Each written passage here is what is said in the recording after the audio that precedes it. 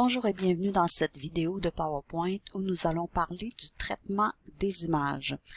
Alors, nous avons déjà une image ici sur la diapositive 1, le chien.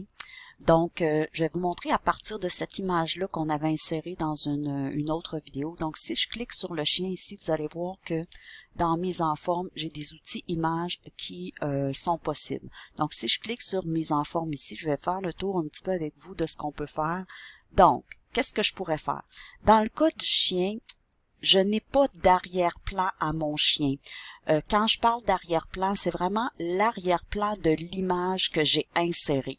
Donc moi, l'image que j'ai insérée, il n'y avait pas d'arrière-plan. Donc vous voyez, derrière, je vois ma diapositive. Tout à l'heure, je vais vous montrer quand j'ai un arrière-plan, comment je peux faire pour le supprimer parce que souvent, c'est plus joli quand on supprime l'arrière-plan parce que l'image s'intègre vraiment à votre présentation et c'est comme si ça faisait partie du décor.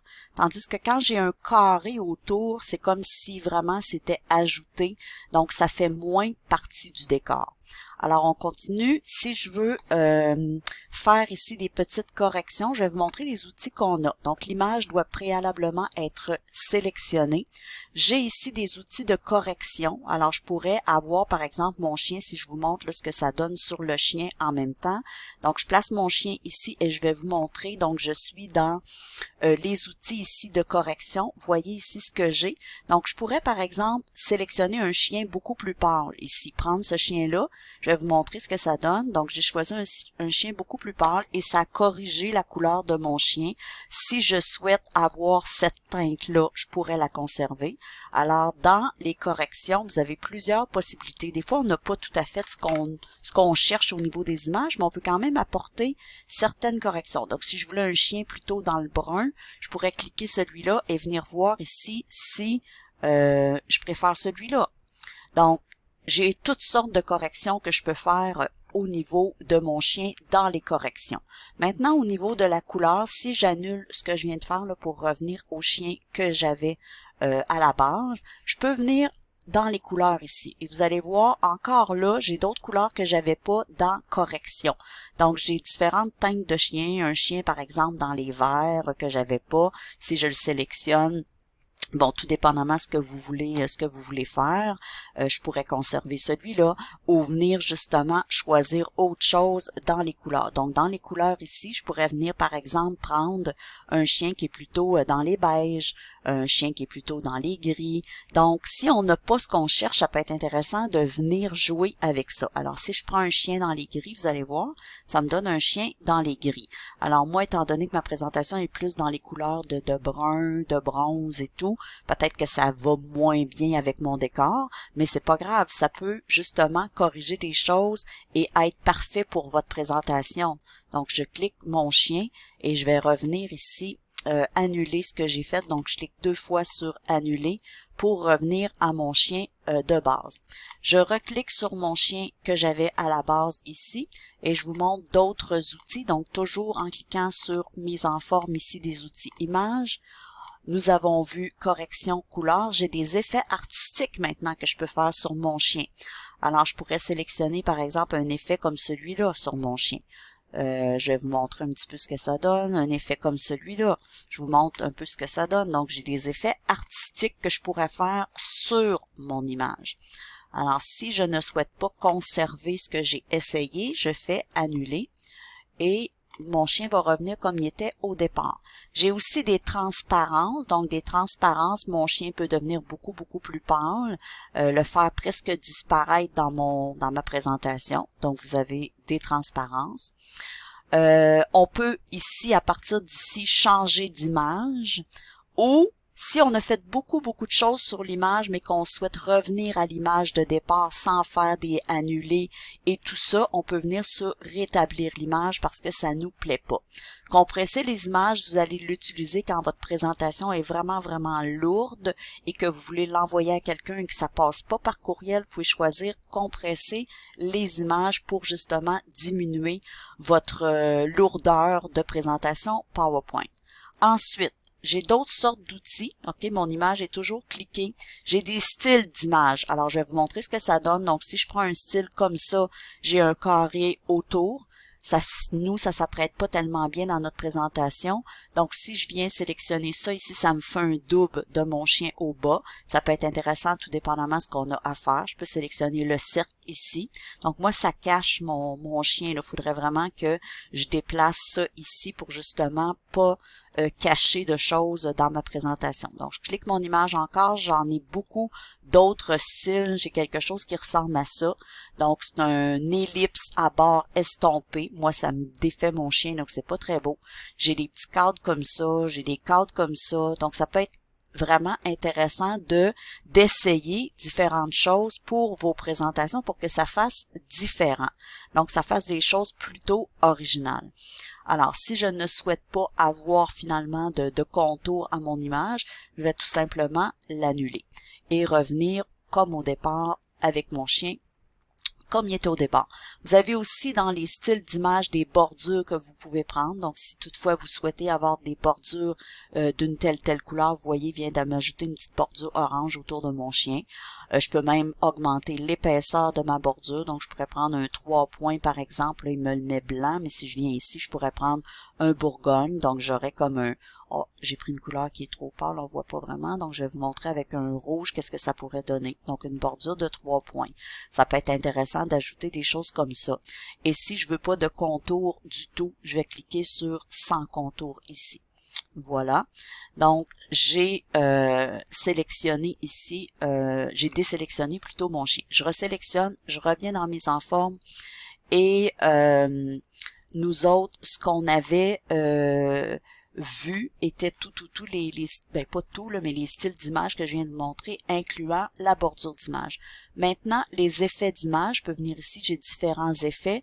Donc, je pourrais par exemple avoir un ombre, je pourrais par exemple avoir de la lumière davantage, je pourrais avoir des contours adoucis, je pourrais avoir des biseaux autour. Donc, ça aussi, c'est toutes sortes d'autres options que vous avez pour mettre en forme votre image qui peuvent justement faire des choses très originales. Ensuite de ça, vous avez la disposition de l'image.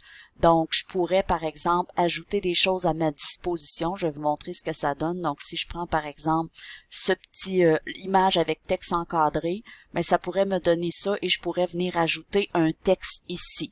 Bon, il faut que ça se prête, bien sûr, à ce qu'on est en train de faire. Là.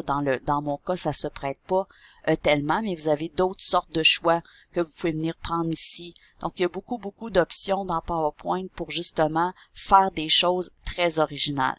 Okay? Tout dépendamment des photos que vous avez. Donc, je vais encore une fois annuler tout ce que je viens de faire pour revenir à ce que j'avais au départ et ramener mon chien dans l'état initial sans même son cadre. Alors, voilà. OK. Alors maintenant, ce qu'on va faire, c'est qu'on va ajouter une forme à cette diapositive-là. Alors, si je viens ici, insertion ici, et j'insère une forme ici. Donc, je vais insérer, par exemple, je m'excuse, voyons. Qu'est-ce qui se passe? Je vais juste cliquer. OK. Donc, j'insère une forme, par exemple, d'étoile. Alors, je clique l'étoile, j'enfonce mon bouton gauche de souris et je dessine l'étoile. Voilà. Donc, j'ai l'étoile avec le chien. Alors, ce que je veux vous montrer avec ça, c'est que on va venir travailler. Donc, si j'ai mon chien ici et je veux sélectionner en même temps mon étoile, je ferai CTRL-clic. Donc, les deux sont sélectionnés en même temps. Je peux vouloir déplacer des choses de façon égale. Donc, je vais devoir sélectionner au préalable les deux images pour dire, OK, je les monte un peu, je les descends un peu. Donc, les deux vont bouger en même temps. Donc, ça peut être une chose que vous avez besoin. Donc, je fais ça. Je pourrais aussi reproduire, ça je l'ai montré dans une autre vidéo, mais je vais le faire quand même, le reproduire d'autres étoiles. Donc, je vais faire CTRL, je tiens CTRL enfoncé et je glisse et je viens produire, par exemple, une autre étoile. Cette étoile-là, si je m'en viens dans mise en forme ici, je vais décider de la changer de couleur, donc je vais la mettre en vert, cette étoile-là ici. Donc, j'ai une étoile verte et une étoile rouge que j'ai fait à partir de cette étoile-là. Donc, maintenant, j'ai deux formes et une image.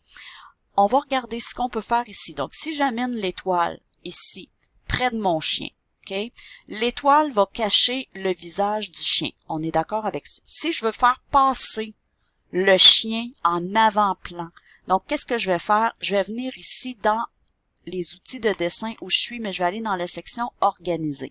Dans Organiser, je vais dire, étant donné que c'est mon étoile qui est sélectionnée, je vais dire de passer mon étoile en arrière-plan. Donc, je passe mon étoile en arrière-plan. Vous voyez, l'étoile se retrouve derrière le chien. Ça veut dire que présentement, c'est le chien qui est en avant-plan. Donc, dans Organiser, vous avez les choses comme ça pour venir jouer avec toutes sortes de choses au niveau des plans, du positionnement des images. Quand je choisis premier plan, c'est l'image que je suis cliquée, qui est cliquée, je m'excuse, qui va venir au premier plan. Si je sélectionne arrière-plan, c'est l'image que j'ai cliquée, comme par exemple l'étoile qui va se placer en arrière-plan.